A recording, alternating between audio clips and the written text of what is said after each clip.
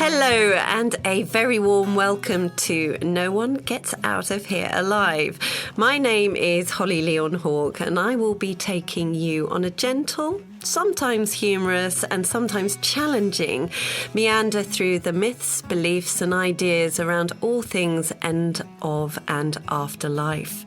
In this series of podcasts, I will be chatting with a whole range of guests, from sound artists, willow weavers, through to end-of-life doulas, and people who have had near-death experiences to help give you a more holistic, rounded view, with just maybe a few new possibilities of how the inevitable can be approached. Because remember, no one, not even you, gets out of here alive. Hello and a very warm welcome. This week, I am delighted to have with me Claire Turnham.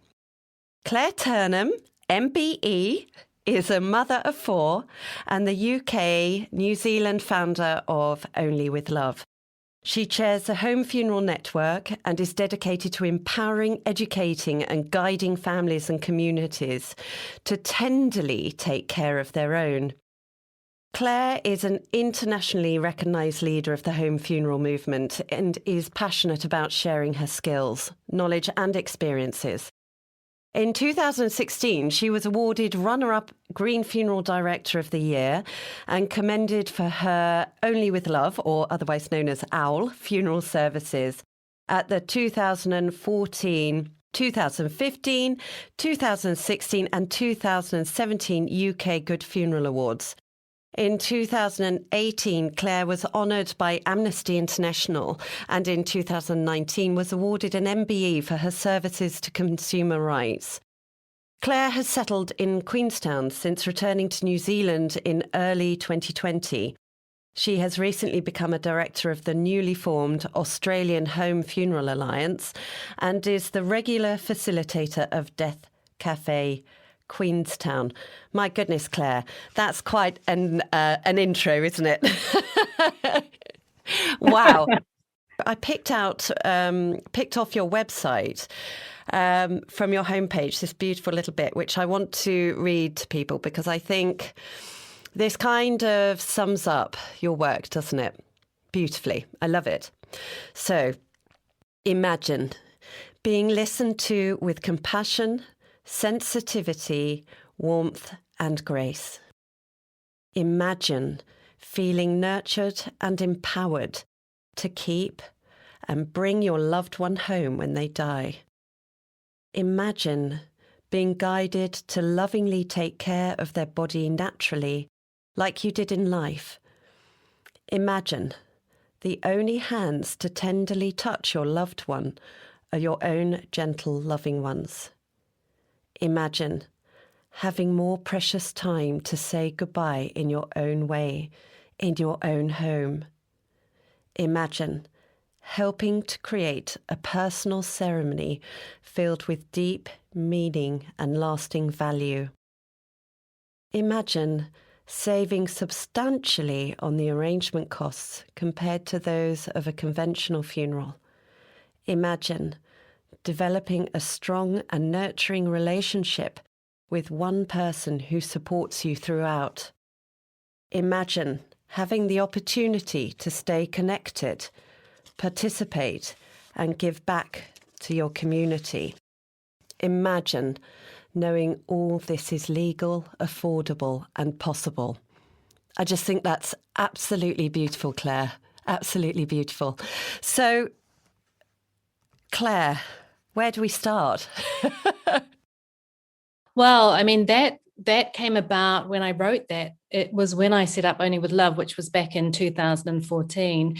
And when I look back on it now, you know, everything that I've have written there is still accurate and true and meaningful and authentic, because it is just what I believe in and what my vision was then for my own family. And since then, I've been privileged to see how other people and other families and other communities have also been able to transform their own lives and really improve, I think, and heal from the experiences they've had because of it. And, those ripples are far and wide. And, what an honor it's been and is to see how far they spread. Absolutely. So talk us through how you got into doing this work. Why did you set up Only with Love? Well, back in 2008, I went from the UK back to New Zealand to spend some time with my dad. And it wasn't very long after we arrived that he had an appointment with the local hospital, which we thought was going to be an all-clear meeting with his oncologist. But instead, at that appointment, he was told that he was terminal. And our whole lives were then thrown into this absolute, it was just devastating. And I'd taken my 4 children, who I was home educating at the time, to New Zealand. And we planned to be there for maybe a month, I think it was. But actually, once we got this news, I knew that we wouldn't be going anywhere, because it was so important to me to stay and be with my dad. And, it wasn't very soon after that first appointment that I just realized, all we could do was be there and change the journey for him, because we just couldn't change the outcome. And so over the next 6 weeks, we cared for him. He didn't want anybody else. And it was an extraordinary, rich time. And so much of it added so much meaning to both of our lives, I think, and to the lives of the children, who were fully involved. And right up until the point when he died, we were all there. We stayed with him in his home. And after he died, I just felt our lives had been transformed, and I felt quite evangelical about the whole experience. And I knew that somehow this is what I wanted to do. It was as if everything in my life had come to this moment. I'd been a teacher. I'd trained in education. I'd also trained to be a birth doula. I was interested in becoming a celebrant, but I'd home birthed my children, I'd home educated my children. And so actually the whole concept of caring for somebody at home and being there, and the family taking that active role, was very intuitive. And so I then set forth, once I came back to England, I started to do some training, and I did that back in 2009. But I still couldn't see how I could bring it all together, because I really believed that what was needed was continuity of care from before death, at death, and after death. And it wasn't until I travelled in 2013 to the National Home Funeral Alliance conference in the US that I really found what I felt was my tribe. And I spoke about my wish and my vision at that point to set up Only with Love. And although it was an idea, only at that stage, I was formally introduced as the founder of Only with Love. And so that journey began. And I came back to England really, really inspired by what I'd learned and what I'd seen, and how I realized now I was connected. It wasn't just what I had done for my own family in an isolated small area of New Zealand, but it was this sort of worldwide movement. And I was really welcomed into that. And I came back to England and I set about forming Only with Love. And the website actually took me 9 months. So I did all of that myself. It was a hugely beneficial process, I think, in terms of processing my thoughts. But I was really privileged, because in 2014, when I started, John Underwood actually was the person who, and many people will know John as the founder of Death Cafe. And we were friends, and he knew what I was trying to do. And so he recommended me as a celebrant for my first funeral. And that was an incredible experience, my first experience really at another home funeral. And what is so extraordinary about that now is that the person that we cared for and who died was a 53-year-old woman. And she had the most beautiful death, surrounded by her family, and who cared for her and washed her and laid her in her bed for 5 days. And then her friends took her to the crematorium, and we had an amazing ceremony. But what is so extraordinary about this now for me is that I've come to New Zealand. I didn't plan on being here other than for a holiday. And with COVID, our whole lives have been turned upside down. And I settled in this area that I was only expecting to be in for 1 day. But the reason I'm telling you this is because I was contacted by a local person here, not at the end of last year. And she said, this is the end of 2020. And she said to me, "Oh, Claire, I've been following your work for a while. And, I understand now you're in New Zealand." And sure enough, I replied and said, "Well, I am, but I'm in Queenstown." And she said, "Oh my goodness, that's 20 minutes from where I am. Can we get together?" So we got together, and she invited me to her retreat center and to facilitate a death cafe there. And, I started to talk to her about Death Cafe and about my connection with John in particular. And lo and behold, it turned out that she, and her name is Jenny had been a volunteer back in London 10 years ago at the same Buddhist center that John was a member of. And in fact, it was her friend who had been the very first person that we had cared for in my home funeral with Only With Love. And she didn't know that I was involved in that because she'd actually left New Zealand. And this is, everything is connected. I always believe everything is connected. But what was so extraordinary about this as well was that she had come to New Zealand from England in March of 2011, and we had gone back to England in March 2011. So our paths literally crossed. So she didn't know anything about my work. She didn't know that I had led the funeral ceremony for her friend. And she had been there at the beginning. She'd been there when she lost her hair. And, how incredible is this that we are so linked? And in fact, when I took that funeral back in 2014, I remember it so clearly because afterwards, her friend said to me, "Claire, we truly believe that she chose you to lead her funeral." And since then, every single family, every single community and family that I've been involved with, we've had a connection with. And not that I've, to begin with, it seems like we're strangers, but actually very soon we realize that we are connected. And this is the way it is. It's like this invisible thread that is weaving all over the world, helping families to reclaim what I believe is truly their intrinsic right and responsibility. And, fundamentally, death care, I think, belongs with the family. So I'm really honored to be a part of the shifting mindset in helping families and communities to reclaim what is rightfully theirs. And it's a shifting mindset back, isn't it? It is a returning, isn't it? It's a returning. And, this is something else. I didn't realize when I first set up Only With Love, I had no idea that my great-grandmother had been the person back in her Yorkshire village who had been called on for both birth and death. And what I knew was that whenever I was involved in death, is that it felt like it was just coming through me. And I didn't understand why until I realized my own family history.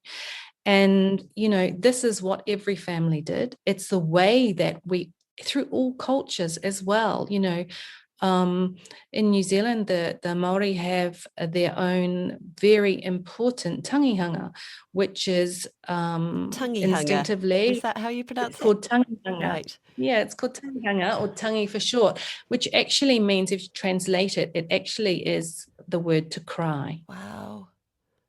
A tangi is whereby when death happens, everything stops and everybody who's connected to that person comes to their marae, which is their community, and they stay for 3 days. They sleep there, they gather there, they eat together, and they grieve together. And, this is fundamentally such an important cultural aspect of their lives, but it's also a cultural aspect of our, of all people's lives. I think when you look at any culture, it's so important the way we honor our dead. And, sadly, in many parts of the world, this was lost. And it is coming back, and we're seeing more and more of it. And when we see families involved, it is those families who appear to heal, to grieve in a way that I just think is much more meaningful for them, and it can only be a good thing. Absolutely. What do you think, Claire, was the sort of driving force for the detachment from death in our society? I think there has been a lot of things that have contributed to that. I mean, if you look in the United States, the Civil War was a big part of that.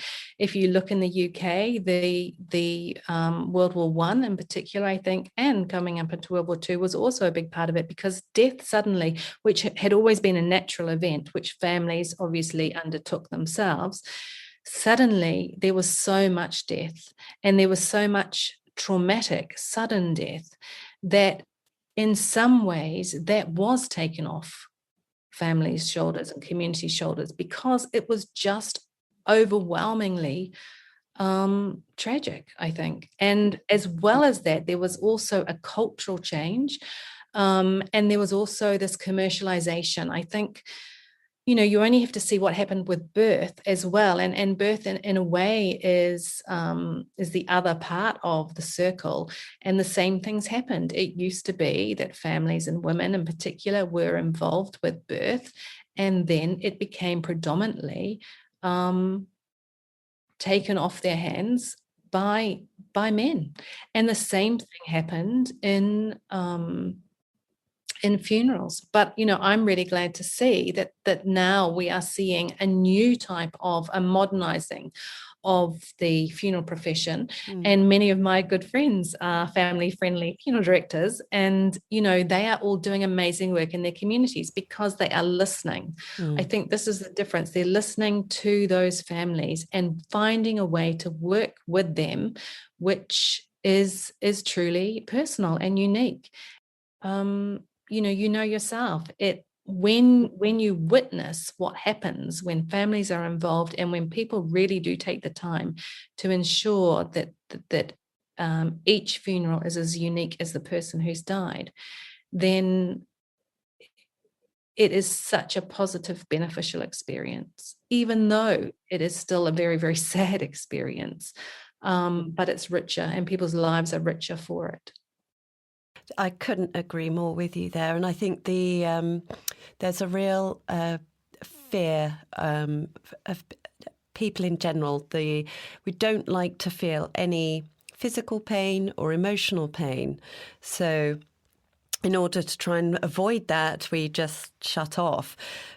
And it's having people around you that are comfortable supporting people in that pain, to be able to sit with it, isn't it? Really, I mean, I think that's where a lot of this this powerful processing of the grief comes in, isn't it? It's that witnessing.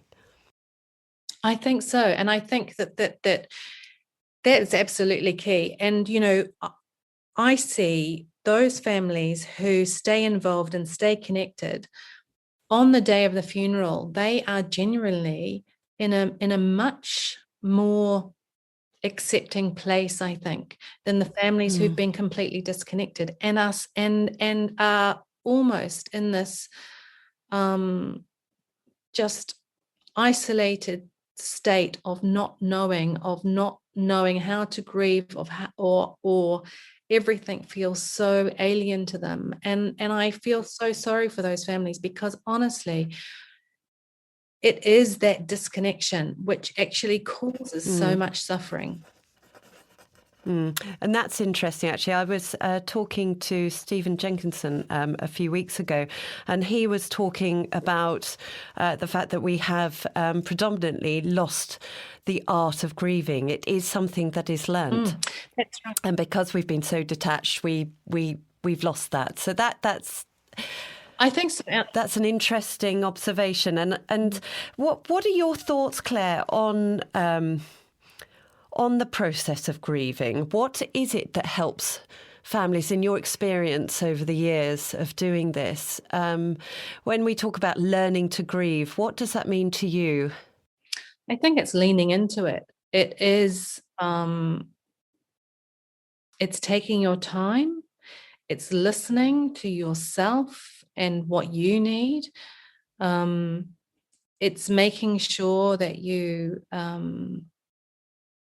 are well supported, but that you actually do face it and embrace it, because running away from it doesn't actually work. And what I see as well, and I'm sure you do as well, is that people grieve all the time for all kinds of things, not just death. Any kind of loss is grieving. But when people don't deal with those smaller griefs, what happens is our bodies absorb them really somatically. I think that this is really important, and that grief is still held in every cell of our body.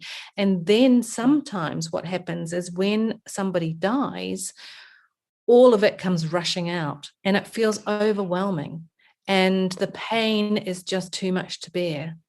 And so I think if we can learn to grieve those smaller losses more healthily by facing them and talking about them and realizing that we're not alone in our grief, we all grieve, and sharing that, and finding ways, for some people, myself, I find being in nature very, very helpful when I'm grieving. And I've been grieving a lot over the last year. And so I'm really drawn to being in nature, and feeling a part of something much larger than myself. And it's it takes immense courage, doesn't it, to be open about how we're feeling and to be vulnerable with people. And I was having this conversation with somebody yesterday at a funeral I was supporting a family with, and it really sort of struck home with them that actually it is by just one person having that courage to say, actually, you know what, I'm feeling this. I don't feel great. I'm really struggling. It's a domino effect, isn't it? And other people then feel able to go, well, actually, yes, I'm not feeling great either. And then there's openness and honesty to have that support come in. But it does take courage, doesn't it? Because no one likes to appear like they're struggling. No, that's true. But I think if anything in the last year, what we realize is we all need each other. There is no such thing as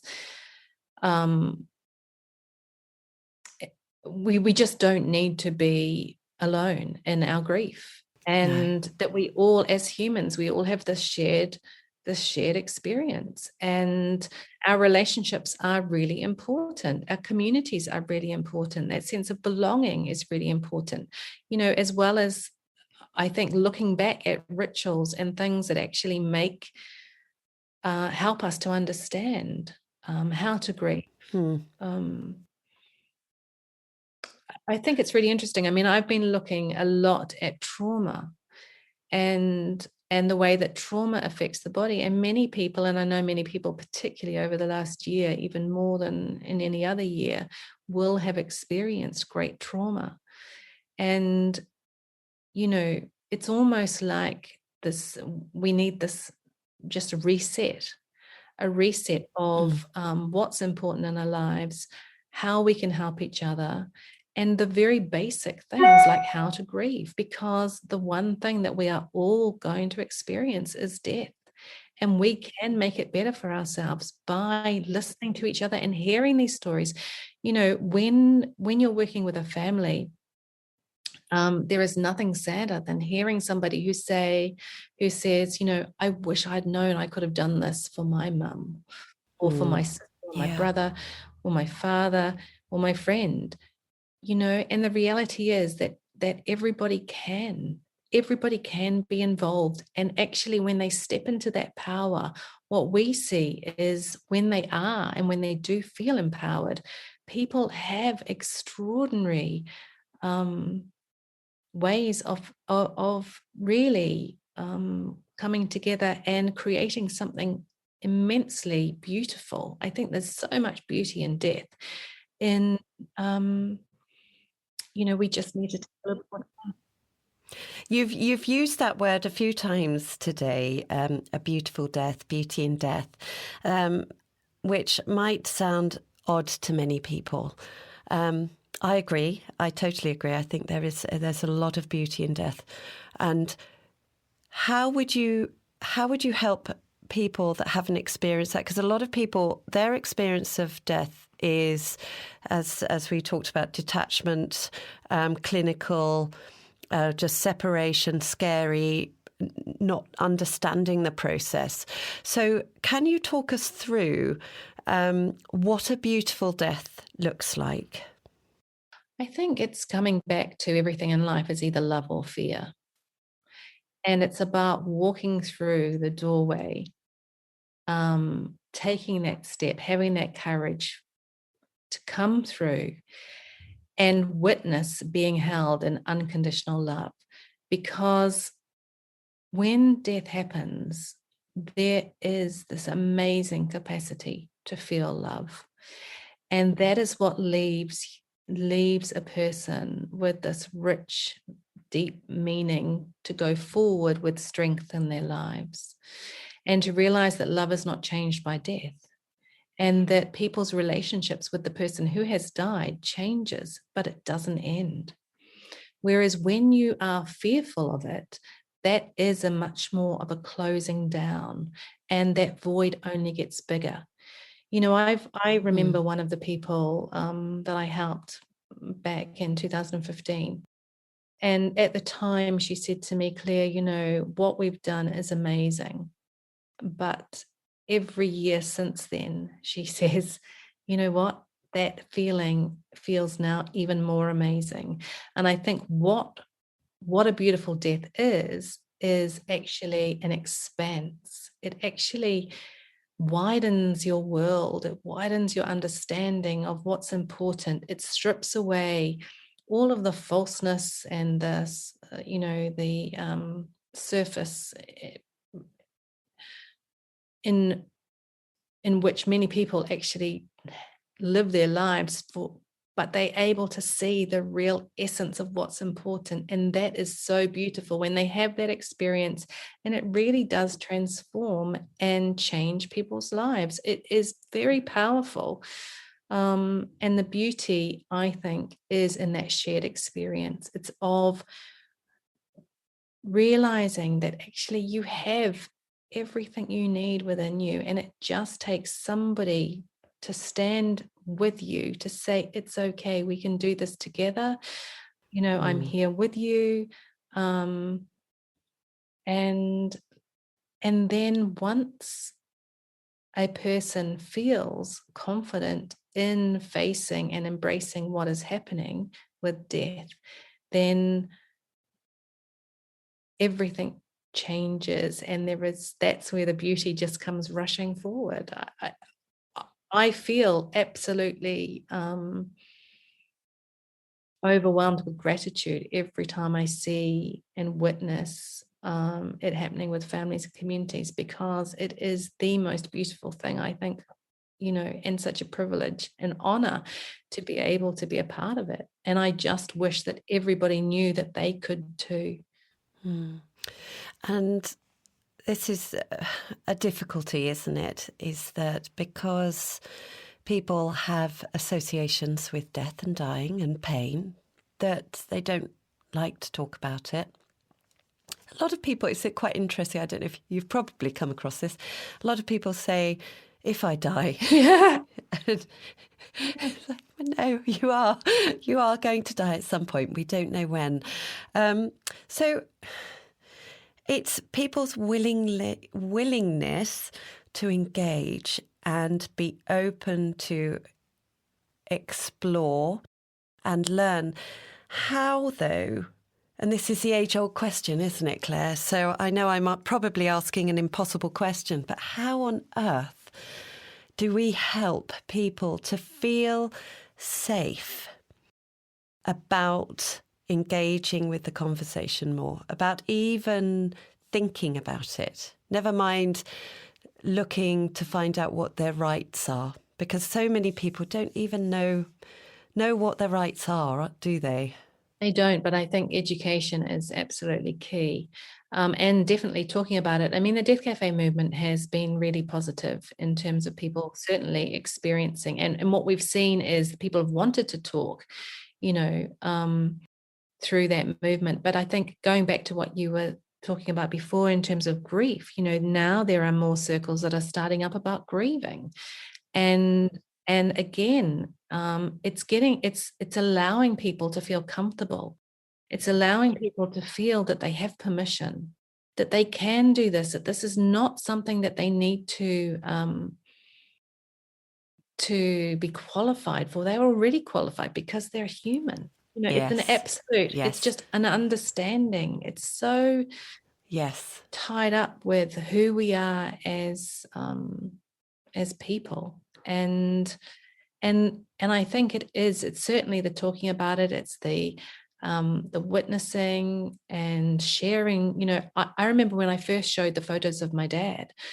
So back in 2014, just before or just as I was setting up Only with Love, I was invited to be part of a pop-up in London during Dying Matters Week. And that was being overseen by James Norris, and who now is doing a lot of work with Digital Legacy. And John Underwood as well was doing Death Cafe as part of that. And I was one of 4 funeralistas, and we traveled down to London and we set up down there. And we projected the photos of my father's death onto the wall. And, talk about, that was such a moment for me but I felt such a pride in showing those photos, because again, going back to what I saw as being the beauty in them was there was so much love. The children in the photos, and my children at that stage were aged between 4 and 14. And they were so fully connected and involved and honoring their grandfather in ways which still to this day have very strong memories for them. I mean, my youngest daughter, who is now 16, she talks about the care that we gave to my dad. She was 3. She has these are fundamentally her earliest, most strongest memories. And she absolutely feels so close to him as a result of doing that. And I think, again, this has helped shape her life growing up, and in terms of who she sees herself, how she sees herself, how she sees her connection with her family.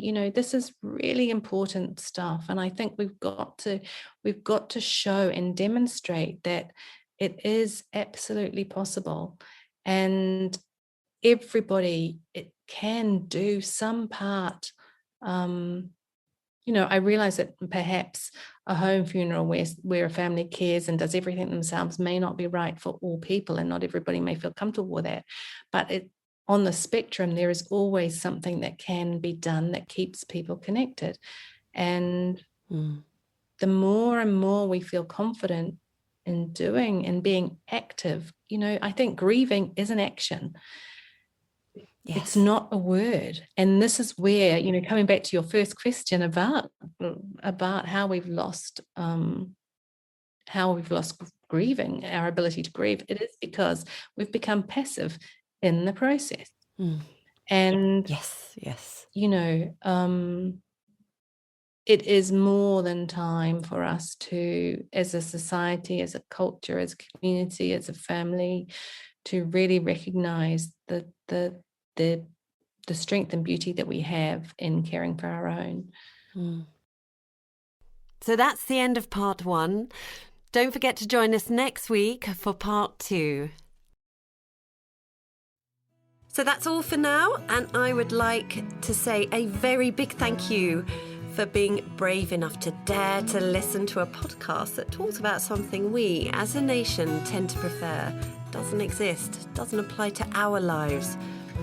But no, it does. No one gets out of here alive. And being more aware and engaged helps us all to have a more positive experience when the time does come, to either us or our family, friends and pets. If you'd like to subscribe, please visit www.hollylyon-hawk.com.